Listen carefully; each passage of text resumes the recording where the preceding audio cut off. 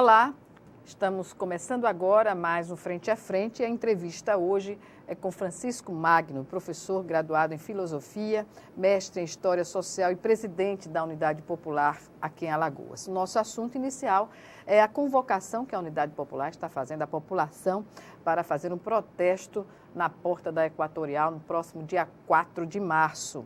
Contra o que a Unidade Popular classifica como desserviço prestado pela empresa à população desde que ela passou a atuar aqui no Estado, assumindo o controle acionário, não é, da antiga CEAL. Portanto, eu agradeço ao professor Francisco Magno, que não vai falar apenas sobre esse protesto, mas também sobre a política partidária em nível nacional e local, com vistas às eleições deste ano, as eleições municipais. Eu agradeço antecipadamente sua presença e comecemos por essa questão da Equatorial. É fato, né, que a Equatorial tem causado muitos transtornos à população de Maceió, sobretudo financeiros, né? Então, qual é a situação hoje maior que legitima esse protesto dia 4 que está sendo convocado pela Unidade Popular? Bem, Gorete, primeiro eu queria dizer que é uma satisfação enorme participar do seu programa, Frente a Frente, né? É sempre um jornalismo muito qualificado, né? Promove o debate de ideias de uma maneira profunda, então isso é um serviço muito importante para a democracia no Brasil, né? Bem, a Equatorial expressa aquilo que a gente poderia dizer que são os danos da privatização no Brasil, né? A gente ouve um discurso muito corrente de que a privatização é a saída para resolver os problemas do país. Então, especialmente setores neoliberais da política acabam fazendo esse discurso, essa apresentação, vendendo essa peça de propaganda para a população. Mas a verdade é que a privatização sempre faz muito mal. E no caso da Equatorial, isso está muito evidente. Além de a gente ter demissões em massas, né, que são provocadas sempre pelas privatizações, e no caso da Eletrobras, os trabalhadores que pertenciam à empresa, a grande maioria já está demitida, né, se encontra desempregada, somando-se assim a esses milhões de brasileiros, né, que estão desempregados no país. Nós temos péssimos serviços sendo oferecidos à população. Não podemos dizer de maneira muito tranquila que o serviço piorou dramaticamente, né? A gente não tinha, com a frequência que nós temos hoje, os apagões na cidade, no estado, como nós hoje temos a infelicidade de constatar, né? Mas não é apenas isso, né? A gente tem uma piora também na prestação do serviço diretamente ao consumidor, né? Recentemente a gente tem recebido muitas denúncias de pessoas que têm colocado, por exemplo, um aumento significativo no valor das suas contas de energia. Então você imagina só, além de ter demissões, além de ter uma piora nos serviços com os apagões, você tem um aumento no valor das contas de energia, consumindo-se, no final das contas, a mesma coisa, né? Então, essa é uma situação que piora ainda mais também a vida da população, porque, imagine só, metade da população de Maceió vive com a renda inferior a um salário mínimo. Então, se você tem um reajuste significativo no valor das tarifas, diante do mesmo serviço sendo prestado, então você tem menos pão na mesa das pessoas. Sem falar no corte da energia em finais de semana, né? Isso que levou, inclusive, municípios como Pilar a entrar com a ação para que a empresa não pudesse entrar nessas condições lá no município. Ou seja, a Eletrobras também, quando estava aqui em funcionamento, ela foi arrematada pela Equatorial por R$50 mil. É uma coisa assim absurda. Como você avalia esse contexto? No final das contas, foi dado um presente para os donos da Equatorial, né? Porque R$50 mil não corresponde sequer, podemos dizer assim, ao patrimônio da empresa Eletrobras aqui em Alagoas, né? Então, no final das contas, foi uma doação feita, né, para um setor privado administrar a rede elétrica do nosso estado. Agora, veja, a situação da Equatorial, ela é assim, podemos dizer, esses péssimos serviços são oferecidos à população, não apenas em Alagoas, em outros estados onde a empresa atua, a situação é bastante semelhante. E eu diria que onde houve privatização no Brasil, essa situação tem ocorrido com frequência, aumento no valor das tarifas e péssimo serviço sendo oferecido à população. Outra denúncia que vem sendo apresentada de maneira muito constante, a gente tem recebido, é exatamente que houve mudanças, né, nos contadores. A troca dos medidores. A troca dos medidores nas casas das pessoas, né? Então, generalizada, em todo o estado. Sem nenhum indício de que havia gatos ou fraude nada. sendo operados, exatamente. E após a troca, né, esses novos medidores, ou esses novos contadores sendo instalados nas casas, nas residências das pessoas, você trouxe como consequência, você está tendo como consequência o aumento no valor das contas de energia.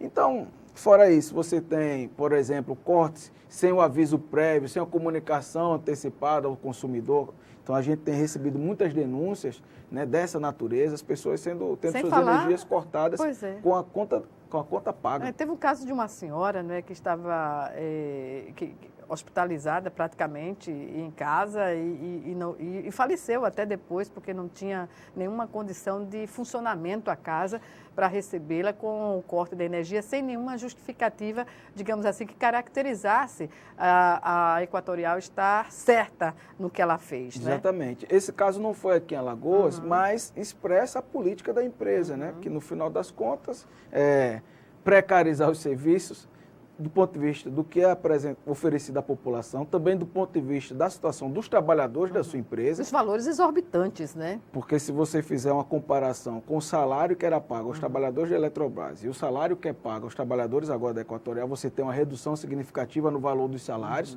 né? Então isso significa uma precarização também dos serviços de uma maneira geral, porque é o trabalhador que está fazendo a operação, e acima de tudo é a expressão de que essa empresa tem preocupação apenas com lucro, e não com a vida, e não com o atendimento à população. Há um site, Reclame Aqui, que tem colocado assim, inúmeros casos, né, absurdos, pessoas que estão pagando 800, 900, R$1.000 de consumo que não condizem com a realidade. O que é que nesse protesto, você acredita que as pessoas, grande maioria, né, vai estar lá presente? Olha, a gente tem feito a convocação às pessoas com panfletagem no centro da cidade, nos terminais de ônibus, e a gente tem recebido, podemos dizer assim, pelas nossas redes sociais também, várias denúncias, né, de pessoas que têm enviado vídeos, relatos, dizendo, olha, eu vou estar na manifestação, inclusive eu sou vítima dessa empresa, e apresentando o seu problema, que no geral é parte disso que a gente está tratando aqui, né? Aumento das contas de energia, cortes indevidos feitos à população. Então, assim, a gente acredita que a presença certamente será significativa por parte da população. Qual tem sido a posição das pessoas em relação ao tratamento da Equatorial no relacionamento com o consumidor? É uma empresa aberta a receber o consumidor? Olha, infelizmente, Gorete, eu vou dizer, os trabalhadores da Equatorial é que têm sofrido as consequências dessa política danosa da empresa. Hoje, eu vou te dizer, infelizmente... Os trabalhadores não têm culpa, não né? Não têm culpa, pois efetivamente. Não pode atribuir a culpa aos trabalhadores que estão cumprindo uma determinação da empresa. Estão cumprindo ordens, porque senão vão estar no olho da rua no dia seguinte. Mas, olha, é impressionante como a população passa a receber ou a perceber a presença dos trabalhadores da Equatorial como adversários, como inimigos, com ojeriza. Eu já vi vídeos atiçando o cachorro. Expulsando, e teve casos já dramáticos, né? De, por exemplo, pessoas que foram, inclusive, vítimas de violência, trabalhadores que foram vítimas de violência, porque estavam, podemos dizer assim, fazendo cumprindo a sua função, que era receber as ordens e executá-las. Agora, isso que você colocou, Gorete, é muito importante, porque a empresa ela tem sido indiferente às reclamações, né, que os consumidores têm feito. Isso do site Reclama Aqui, se você entrar agora no site Reclama Aqui, botar lá Equatorial, você vai ver que as denúncias são, enfim, muitas, e a empresa é uma das que são mais denunciadas aqui no estado de Alagoas. Mas... O ranking do PROCON deve estar também, né? Com certeza. E veja, isso não tornou o serviço melhor. Muito pelo contrário. Então, veja, é uma situação de indiferença. Então, nessa manifestação, nós vamos exigir, quer dizer, o tratamento, portanto, com respeito a população de Alagoas, isso é uma primeira questão, colocar a vida humana em primeiro plano e não o lucro sob qualquer circunstância, como a Equatorial tem feito. Essa questão da privatização de setores estratégicos é algo muito delicado, porque a gente vê, por exemplo, a privatização na telefonia não causa tanto transtorno à população quanto uma privatização para uma única empresa, sem concorrência alguma, no caso da concessão de energia ou da concessão de água, pode causar à população, né?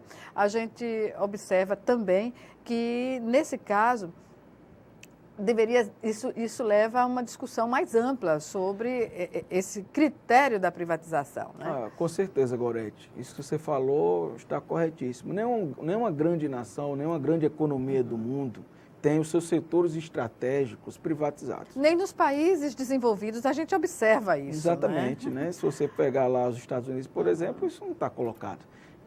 Então, assim, infelizmente, na engenharia da economia mundial, os países em desenvolvimento têm que dizer sim. Os países em desenvolvimento acabam, exatamente, ocupando um papel na economia, que é de produtor de matéria-prima e consumidor de produtos industrializados, e, portanto, nesse processo, as riquezas naturais desses países passam também a ser entregues às potências estrangeiras, né? Então, a nossa pobreza acaba sendo a riqueza deles e, no final das contas, isso tem sido um elemento comum nos países em desenvolvimento, que é a entrega do patrimônio, né? A expressão de governos que não têm compromisso com o país ou não tem um projeto de nação muito claro, né? A gente está falando da Eletrobras, mas a gente poderia falar, no caso da energia, mas nós poderíamos falar, por exemplo, do petróleo, nós poderíamos falar de outros setores, né? Agora, a água está sendo ameaçada também, ser privatizada aqui, então... Pois essa questão do petróleo é interessante, como os países desenvolvidos, à exceção na Europa, por exemplo, nenhum país vive brigando pela concessão de petróleo, que é um bem natural, mas que tem o seu tempo de vida, né? Claro, é um bem esgotável, né? Pois é. Diferentemente dos Estados Unidos, né, que ainda enfrenta a questão belicista para atender a esses interesses lá no Oriente Médio, né? No final das contas, o que a gente tem no mundo hoje, muito decorrente de uma crise econômica que tem se aprofundado dramaticamente, né, é uma concorrência, e aí, do ponto de vista bélico, também se estabelecendo entre as grandes potências pelo controle do mundo. No caso da América Latina, os Estados Unidos têm procurado controlá-la, dominá-la, né? E isso tem relação com os golpes que têm acontecido recentemente, com o objetivo exatamente nessa disputa do mercado mundial ter a sua fatia do mundo garantida. Mas para a gente fechar essa questão da Equatorial, né? Da Unidade Popular que está fazendo essa convocação à sociedade, como vocês devem tratar essa questão no dia? Como está a organização desse protesto? Nós estamos convocando a manifestação para o dia 4, às 16 horas, na porta da Equatorial. Estamos pedindo à população que, inclusive, antecipadamente, até para que a gente tenha essa relação, nos envie as denúncias com vídeos, relatos, como tem sido feito. Posso até deixar aqui o telefone para que a população entre em contato conosco. É o 9660-5667, né? Então, isso é um elemento importante para que a gente tenha esse feedback e nós vamos fazer, portanto, exigências, né, que são o resultado dessas denúncias que estão sendo feitas. E pedir, dialogar com a população, denunciando a privatização e apresentar que, no final das contas, o melhor caminho para o país e para o Estado é ter uma política de reestatização das nossas empresas. É possível? Olha, a gente acredita que com o processo de mobilização é possível a gente retomar, podemos dizer assim, as grandes conquistas do povo brasileiro. E a Eletrobras, a nível de país, é uma delas, né? Então, a gente acredita nesse processo. É claro que não se dá do ponto de vista imediato, nem com apenas uma mobilização, mas é um início de um processo de discussão na sociedade. É importante também do ponto de vista de mostrar à Equatorial a insatisfação da sociedade com a prestação de um serviço caro, que ela paga muito caro por ele, né? É verdade. E, Gorete, eu diria assim, de uma maneira geral, essas empresas ou os donos das empresas que herdaram, que receberam, que compraram, é quase que receberam, né? Porque se você pegar a Equatorial, que foi comprada por 50 mil, é um presente.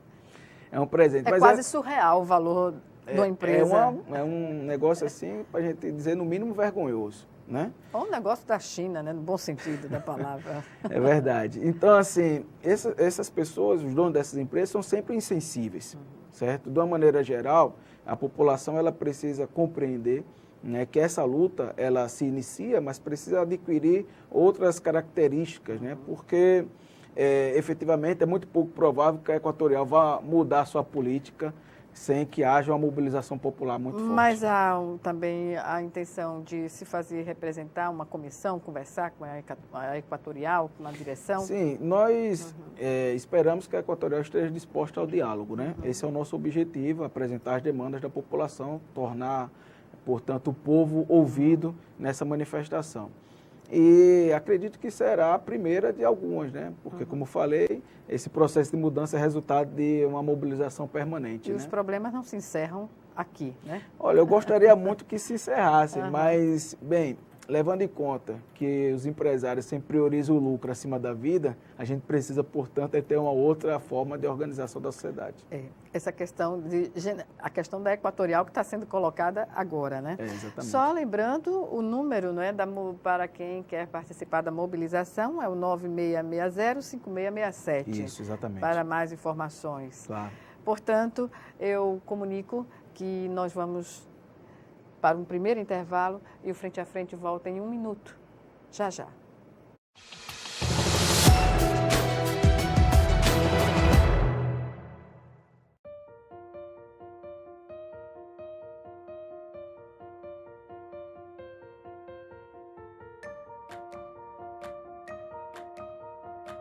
Há uma terra onde a nossa imaginação e fantasia são despertadas, através de brincadeiras, leituras e artes.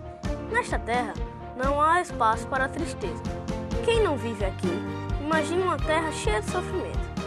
Na verdade, aqui é a terra da esperança.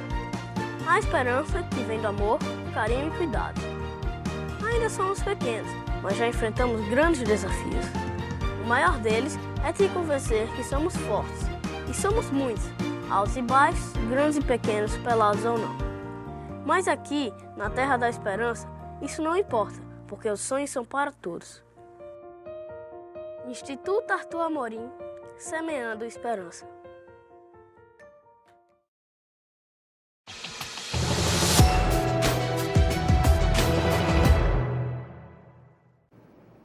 Estamos de volta com o Frente a Frente, que hoje recebe o professor Francisco Magno, ele que é graduado em Filosofia, mestre em História Social e presidente da Unidade Popular de Alagoas. Nosso assunto agora é a questão conjuntural política do país, que tem reflexos aqui em Alagoas, como em todos os estados da federação. Essa questão do vídeo do presidente Bolsonaro, não é, que coloca a população uma convocação, digamos assim, para manifestações contra o Congresso Nacional e contra também o Supremo Tribunal Federal. Não é? Um presidente de um poder que incita a população para protestar contra instituições que fazem o tripé da estrutura democrática do Estado. Professor, como o senhor avalia esse momento para os poderes constituídos, não é, e para a população em geral? Bem, acho que a primeira constatação que a gente precisa fazer é que o governo Bolsonaro é um governo fraco. E algumas evidências, né, demonstram isso de maneira muito clara. Em que aspectos? Por exemplo, a reforma da Previdência, que foi aprovada agora recentemente, claro que é um crime contra o povo, porque impede a população de se aposentar, especialmente os mais pobres, a classe trabalhadora. Mas nós podemos dizer que, muito embora essa seja uma pauta do governo, não foi o governo Bolsonaro o protagonista dessa reforma da Previdência. Né? O protagonista dessa reforma da Previdência foi o Congresso Nacional e, nesse processo, o presidente da Câmara, né, o Rodrigo Maia, que teve uma ascendência maior na articulação política desse projeto muito danoso à população. Tanto Bolsonaro quanto o Rodrigo Maia não são pessoas a serviço, podemos dizer assim, do povo trabalhador, dos mais pobres, né? Quando defendem a reforma da Previdência, demonstram, portanto, de que lado estão. Bem, então, isso é um primeiro elemento. A gente poderia falar, por exemplo, do Bolsonaro que tentou colocar o seu filho como embaixador dos Estados Unidos. Nós viramos o ano, completamos, portanto, o primeiro ano do governo Bolsonaro, e isso não foi efetivado.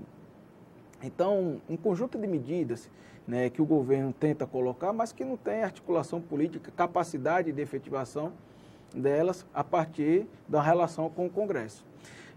Então, esse é um cenário que está colocado.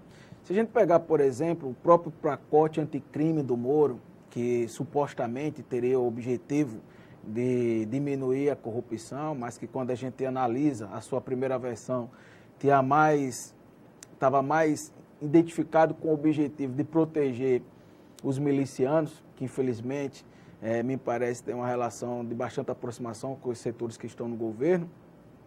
O próprio parlamentar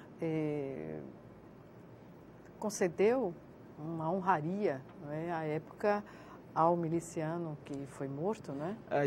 Foi assassinado. Isso é uma política até comum. Se a gente for analisar, né, os mandatos do Bolsonaro e dos seus filhos, o que mais tem é condecoração para hoje quem são milicianos. Bem, resta saber se eles já eram milicianos à época. Mas me parece que essa trajetória não está tão distante assim entre a condecoração e a atuação deles como milicianos. Mas veja, esse pacote lá anticrime do Moro, ele foi aprovado, podemos dizer assim, como uma concha de retalhos e muito distante do que o Moro queria fazer. O próprio Paulo Guedes, certo, não consegue implementar medidas econômicas que gostaria de implementar, que são, sim, medidas econômicas de submissão do povo brasileiro aos interesses dos bancos, mas que, apesar disso, o Congresso acaba tendo protagonismo ao invés do governo. Então, é um governo fraco. E um governo fraco como esse precisa adotar, ou ele tenta adotar, uma tática mais ou menos de guerra. E qual é essa tática? Né? Se cercar, né, de generais... Militarizar os ministérios. Exatamente, né? Militarizar os ministérios, se cercar de generais, como se, portanto, tivesse de um lado o governo, do outro lado um exército invasor que, porventura, quisesse ameaçá-lo. Né? O presidente Bolsonaro alegou que os mais de 50 milhões de votos que ele teve, né, na eleição, e para legitimar essa medida, né, essa mobilização, como também fez um contraponto com o Congresso, com a votação dos parlamentares lá que representam a sociedade brasileira. Como o senhor vê essa questão? Bem, uma questão muito significativa para a gente fazer um contraponto a essa fala do Bolsonaro é perceber que dos 57 milhões de pessoas que votaram no Bolsonaro, podemos dizer assim que grande parte, sem dúvida, já se arrependeu de ter votado nesse governo. De maneira muito tranquila, você conversando com as pessoas, você identifica a frustração? Eleitores que se frustraram, que se arrependeram. Né? Então, nós podemos dizer hoje que o bolsonarismo mesmo, o eleitor bolsonarista, ele é muito reduzido. Podemos dizer assim que ele corresponde a, no máximo, 20% a 25% do eleitorado brasileiro. Sem contar que na própria eleição presidencial, 89 milhões de pessoas não votaram no Bolsonaro, 89 milhões de brasileiros. Né? Então, isso é uma questão muito importante, porque o bolsonarismo não é maioria no país, nem maioria entre os eleitores. Que ficou distribuído em outras candidaturas. Exatamente, né? Exatamente. Ou que não foram às urnas. Que não foram às urnas. Né? Por uma série de motivos. Então, isso é um elemento importantíssimo para a gente identificar e perceber que, no final das contas, além de ser um governo fraco, é um governo que precisa, com essas demonstrações de desrespeito à lei e de desrespeito à Constituição, que expressa, na verdade, um projeto de ditador, que precisa efetivamente ser enfrentado e derrotado. Como o senhor avalia a reação dos demais partidos, do Congresso, da OAB e, claro, da sociedade organizada sobre essa tentativa de de incitar a população? É a primeira vez que isso ocorre no período democrático do país, não é? É verdade, Guarani. Então, ao mesmo tempo que não é surpresa, certo? Porque tempos atrás nós vimos o filho do Bolsonaro dizer que para fechar o STF bastavam 3 soldados e um jipe, né? Então isso não é novidade. Bolsonaro mesmo é um saudosista da ditadura, né? Quando fez o voto pelo impeachment da presidente Dilma, ele fez uma homenagem ao coronel Ustra, que era um assassino, torturador, certo? Enfim, uma pessoa que deveria ter sido punida exemplarmente, como todos os outros agentes da ditadura no país. Esse é um acerto de contas que nós precisamos fazer com a nossa história, porque se o Brasil tivesse colocado na prisão todos os ditadores e os agentes da ditadura, como fizeram a Argentina, o Uruguai e outros países do Cone Sul, a gente não teria esse discurso saudosismo da ditadura tão presente no seio da população. Então, assim, não é surpreendente esse processo. No final das contas, é um projeto que o próprio Bolsonaro carrega, né, podemos dizer assim, com um interesse muito explícito. Na condição de capitão, ele expressa até mais do que outros mais graduados que ele na hierarquia militar. A gente não vê, por exemplo, a postura do vice-presidente, não é essa, não é? No final das contas, o Bolsonaro é um militar fracassado, né? E pior que isso é a gente ver outros militares de alta patente se subordinar a esse militar fracassado, expressando uma política que fala em nome da pátria, certo? Mas no final das contas atende os interesses dos Estados Unidos ou de outras potências estrangeiras. Nós vemos assim que esse processo de crítica que tem sido feito por parte da OAB e dos demais partidos, essa posição do Bolsonaro, nós vemos de maneira muito positiva. Agora, muito embora o governo Bolsonaro seja um governo fraco, e que ameaça, portanto, a democracia e quer impor uma ditadura no país, é um governo, muito embora ele seja um governo fraco, é um governo que não vai cair por si só.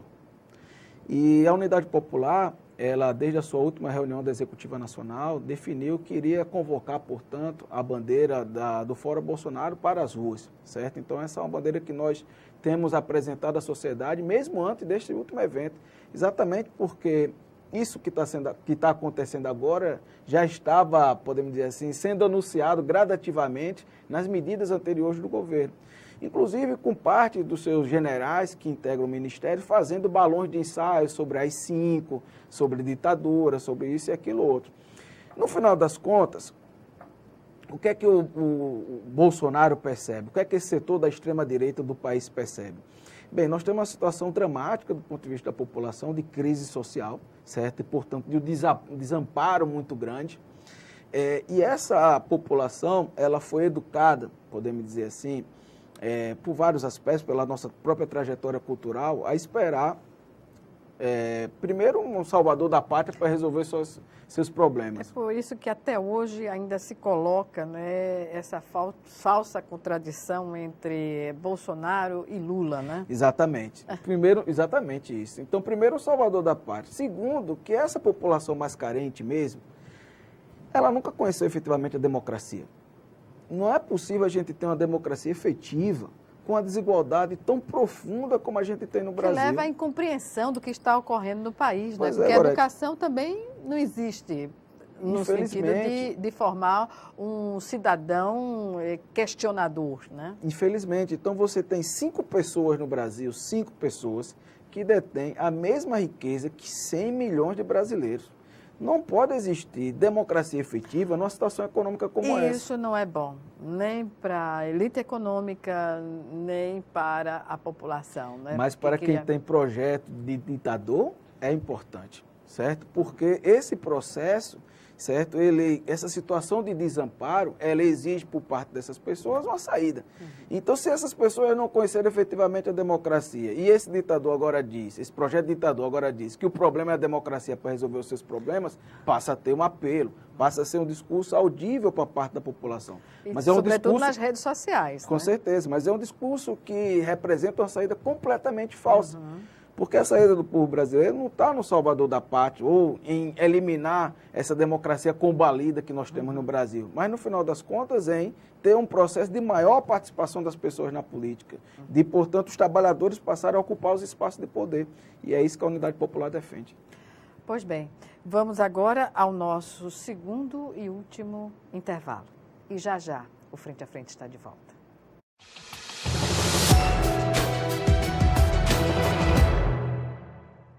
Doar sangue é seguro e não dói. O Hemocentro de Alagoas utiliza a mais alta tecnologia para fazer a coleta de sangue. Para doar sangue, é necessário ter mais de 18 anos, pesar mais de 50 quilos e apresentar um documento de identificação com foto. O doador não pode ter contraído doenças como a hepatite, sífilis, AIDS e doença de Chagas. Mais informações é só ligar 3315 2106. O Hemocentro de Alagoas precisa de você.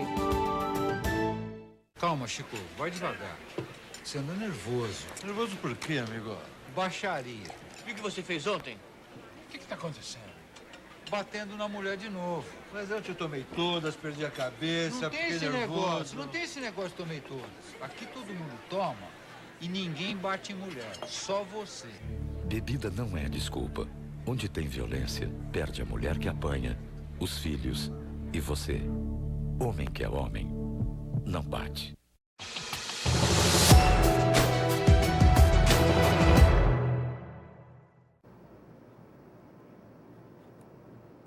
De volta com o Frente a Frente, que hoje recebe o professor Magno Francisco, ele graduado em Filosofia, mestre em História Social e presidente da Unidade Popular de Alagoas.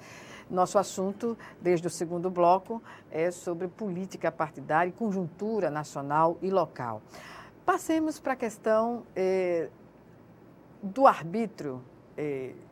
É uma fase da história do Brasil, o período da ditadura militar, em que grande parte da população não quer ouvir falar. Mas isso tem sido colocado de uma forma muito constante no dia a dia do noticiário, nos debates, enfim. De que forma pode ser positiva essa discussão, professor? Ela é necessária, né? Após o processo de redemocratização do país, com a anistia, podemos dizer assim que, entre aspas, houve um acordo para que os problemas da ditadura fossem colocados sob um tapete e, portanto, nós não falássemos mais dele como se, porventura, esse momento da nossa história não tivesse acontecido. Mas, olha, isso traz consequências muito negativas, né? Porque se a gente não conhece a nossa história, certo? Especialmente os problemas da nossa história, as suas fases mais negativas, né? Nós podemos repeti-la. Então, discutir, estudar, conhecer o que foi a ditadura militar no Brasil e os seus crimes é completamente necessário para que a gente, portanto, não permita que ela possa ter a possibilidade de acontecer novamente. Esse enfrentamento necessário, ele passa pela construção de uma frente ampla partidária no Brasil, como ocorreu no processo de redemocratização? A sua pergunta é muito importante. Eu só queria fazer um retorno à questão ainda da pergunta anterior. Porque às vezes a gente acha que esse negócio de ditadura militar é um negócio que ficou lá no passado e que, portanto, não tem possibilidade nenhuma de acontecer novamente, porque os golpes que aconteceram lá atrás agora acontecem de uma outra natureza. Olha, isso é parcialmente verdadeiro, mas não é totalmente verdadeiro. Vejam, a gente teve aqui na América Latina, agora, no século XXI, vários golpes. O processo de impeachment da Dilma foi um golpe político, certo? Não foi um golpe militar, mas foi um golpe político. Pautas bombas no Congresso. Exatamente. A criação uma animosidade entre o Congresso. A criação de uma farsa, certo? Para que ela, portanto, tivesse o crime de responsabilidade, supostamente crime de responsabilidade, e fosse impeachmentada. Veja, nós, da Unidade Popular, temos várias críticas ao governo petista e achamos, portanto, que é necessário ter um novo partido no Brasil, como nós nos organizamos, para retomar as pautas históricas da classe trabalhadora, fazer, portanto, mudanças estruturais. Mas o fato é que houve um golpe. Mas não foi apenas no Brasil. Se a gente pegar agora, mais recentemente ainda, nessa década, nós vamos ter a derrubada do Fernando Lugo no Paraguai, nós vamos ter a derrubada do Manuel Zelaya em Honduras, todos com processos de golpes políticos muito semelhantes ao que aconteceu com a Dilma.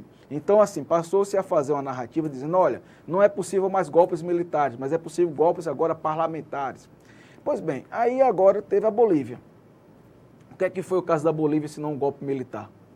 Golpe militar, claro, o exército, portanto, derrubou o presidente eleito, que tinha sido o Evo Morales, e impôs uma fantoche, certo, para dirigir o país, mas se tratou, portanto, de um golpe militar. Então, nós precisamos, efetivamente, entender por que é que essas coisas acontecem. E acontece porque, veja, os interesses das elites desses nossos países latino-americanos nunca foram genuinamente nacionais. De maneira predominante, sempre foram interesses econômicos ligados às grandes potências estrangeiras. E num processo de crise econômica, certo, como esse que nós estamos vivendo, especialmente a partir de 2008 até os dias atuais, essas grandes potências disputam o mundo. Então, nós temos vários conflitos militares espalhados no mundo. E no caso da América Latina, os Estados Unidos, que sempre teve o seu controle durante o século XX, após perder parcialmente esse controle com governos eleitos, podemos dizer assim, com a pauta antineoliberal, e a gente poderia falar vários, passou, portanto, a insuflar movimentos políticos para retomar o controle econômico desse continente, econômico e político desse continente. Por isso esses golpes. Quem estava por trás do golpe contra Dilma, contra o Manuel Zelaya, contra o Fernando Lugo no Paraguai e contra o Evo Morales na Bolívia, ou se a gente quiser falar também no caso da Venezuela, são todos os interesses dos Estados Unidos, certo? Então, eles falam em estabelecer democracia para impor, na verdade, governos que são colocados sem o exercício da democracia, a partir de golpes. Então, assim, estudar, portanto, a ditadura permite a gente compreender esse processo, porque, do ponto de vista da engenharia, da economia mundial, se assemelha bastante. Então, isso é um elemento importantíssimo. Pois é, e nesse processo, né, de restabelecer o processo civilizatório, porque a gente vive de uma violência sem precedentes, sem falar nessa questão do arbítrio, uma frente ampla há possibilidade de ser construída no Brasil para fazer esse enfrentamento? Eu acho que é possível, sim, e acho que é possível, especialmente a partir do estabelecimento de objetivos políticos muito claros, né? Veja, o Brasil está vivendo uma situação dramática do ponto de vista da economia. Podemos dizer assim, que derrotar o avanço da extrema-direita, ela tem que ser o norte, podemos dizer assim, dos setores políticos comprometidos com a democracia, mas esse processo, para ter adesão da população, precisa apresentar um programa muito claro de solução dos seus problemas. Certo? Então, por exemplo, nós temos a situação do desemprego no país. Como é que a gente resolve o desemprego no país? Me parece que é necessário a gente ter um movimento inverso do que está acontecendo agora. Nós estamos vivendo um processo de desindustrialização da economia. Então, é preciso industrializar essa economia nacional. Entretanto, a gente tem um problema político aí. Por quê? Porque, infelizmente, né, como eu falei agora há pouco, de maneira predominante, essa elite brasileira não tem um projeto de nação, ou tem um projeto de nação muito limitado. Então, esse processo de industrialização da economia passa a ser, portanto, desinteressante para esse setor. E precisa, portanto, ter governos comprometidos a implementar isso a partir do Estado e a partir dos interesses de uma classe, que é a classe trabalhadora, né? Como o senhor avalia, professor, essa questão da alta do dólar, que em governos anteriores era um escândalo passado de 2,5, e nós estamos já a 4,41. Quase R$5. Quase R$5. Isso. Olha, eu avalio que o argumento anterior que era utilizado para insuflar, podemos dizer assim, a população... E o mercado financeiro também, né? Para estabilizar. Exatamente. Né? Mercado de papéis, não da produção. Exatamente. Então, esse argumento anterior que era utilizado contra o governo, agora, contra o governo, podemos dizer assim, que foi impeachmentado, né, da Dilma, agora parece que ele já não é mais tão importante, né? O Paulo Guedes, quando diz que as empregadas domésticas estavam indo para a Disney, primeiro, bem, eu não conheço nenhum empregado doméstico que foi à Disney, certo? Eu gostaria muito que as empregadas domésticas do Brasil tivessem trabalho digno, salário decente, com certo? A condição de ir também, né? Para ir onde quiserem, não apenas à Disney. Mas me parece que esse recado aí do Paulo Guedes não é necessariamente para as empregadas domésticas, né? É para dizer o seguinte, olha, nós não queremos que parte da população, disso que a gente chama de classe média, tem acesso a determinados bens que só nós podemos ter. Quem são esses nós? Para diferenciar as classes do Exatamente. país, Quem né? são esses nós? Esse setor que ganha dinheiro no país a partir exatamente da especulação e do capital financeiro. Essa é a grande questão. Então, assim, para deixar muito claro, esse é um governo dos banqueiros, não de vocês, muito embora vocês tenham, em alguma medida, uma certa identidade conosco. O senhor já está na edição, a propósito da questão da política e da conjuntura nacional, com a edição de um segundo livro que trata de uma pesquisa durante o seu mestrado, não é? Isso. Formação e trajetória do PCR em Alagoas durante a ditadura militar. Que contribuição o senhor espera dar nesses dois livros para essa discussão? O primeiro livro, que foi lançado ainda no ano passado, na verdade, há 2 anos atrás, o papel do revisionismo na crise do movimento comunista, é um livro que faz um estudo, podemos dizer assim, histórico-filosófico, né, do movimento marxista no mundo, né, como ele se fragmentou, quais causas levaram a isso. Então, podemos dizer assim, uma contribuição, inclusive do ponto de vista de uma reorganização da esquerda no mundo, como é que é possível identificar um caminho a ser seguido. Esse segundo livro, ele trata mais especialmente do caso de Alagoas e da ditadura militar aqui em Alagoas, né? E fala de uma organização política importantíssima, né, que foi o Partido Comunista Revolucionário, que teve entre seus principais dirigentes o Manuel Lisboa de Moura, né, a Selma Bandeira, foi do Partido Foi Comunista, parlamentar na que foi Assembleia. exatamente, durante o processo de redemocratização do país, né? Enfim, teve lideranças políticas importantes do Partido Comunista Revolucionário, mas do ponto de vista da produção historiográfica, não existiam tantas pesquisas, podemos dizer assim, correspondentes ao seu nível de importância. Então, fazer esse estudo evidencia a trajetória dessa organização, assim como denuncia os crimes cometidos pela ditadura, né? Porque, por exemplo, Manuel Lisboa foi assassinado dia 4 de setembro de 1973, após vários dias de torturas, né? Bárbaras torturas, ele e outros militantes políticos da época. Pois é. Voltando à nossa atual realidade, qual é a expectativa que têm os partidos, normalmente os partidos de centro-esquerda no Brasil, sobre as indicações que serão feitas, 2 indicações pelo presidente Bolsonaro para compor o colegiado do Supremo Tribunal Federal? Bem, a expectativa é que ele coloque pessoas que, enfim, têm um compromisso político idêntico ao dele. Né? Enfim, infelizmente, pessoas que, no final das contas, devem ter o objetivo de avalizar, né, as suas decisões e, portanto, a expectativa é que não sejam pessoas definitivamente comprometidas com a democracia. Muito pelo contrário. Né? Pois é, e nesse bojo todo há questionamentos a serem feitos, como imprensa livre, né, garantia de direitos fundamentais, porque tudo isso é jogado para a decisão do STF. Né? E veja, o governo ele não consegue, podemos dizer assim, demonstrar capacidade política, faz um conjunto de apelos à população que, no final das contas, são cortinas de fumaça, né, apelos religiosos, apelos a questões morais, para não discutir os problemas essenciais do país. É por isso que, Gorete, para derrotar o Bolsonaro, e nós achamos que é necessário derrotá-lo nas ruas, e, portanto, começar esse processo imediatamente, nós precisamos apresentar um conjunto de propostas ao povo. Eu estava falando da industrialização do país, mas é preciso que a gente discuta efetivamente se nós queremos continuar um país com latifúndio como ele existe no Brasil. O alimento que chega na nossa mesa é o alimento produzido pela agricultura familiar, porque o latifúndio produz para exportação, certo? E produz especialmente commodities, e, portanto, isso torna o alimento mais caro. Ter reforma agrária no Brasil não é um papo apenas do MST, é um negócio para resolver o problema alimentar do país. Você tem uma situação, por exemplo, de crescimento desorganizado nas cidades. Você poderia ter outra organização social a partir da reforma urbana, né? Bem, eleições municipais. A Unidade Popular já tem candidatura própria para esse enfrentamento. Quais são as expectativas? Bem, primeira coisa é que a gente vai ter novamente aqui nas eleições municipais uma disputa entre as oligarquias, né? Entre as famílias que são consideradas tradicionais, entre os antigos coronéis. Só que esses coronéis, eles apresentam, vez por outra, uma carinha nova, certo? É um filho, é um neto, enfim, são pessoas que herdam os seus sobrenomes, mas, enfim, representam os mesmos interesses políticos que são dos mais ricos, especialmente dos usineiros, né?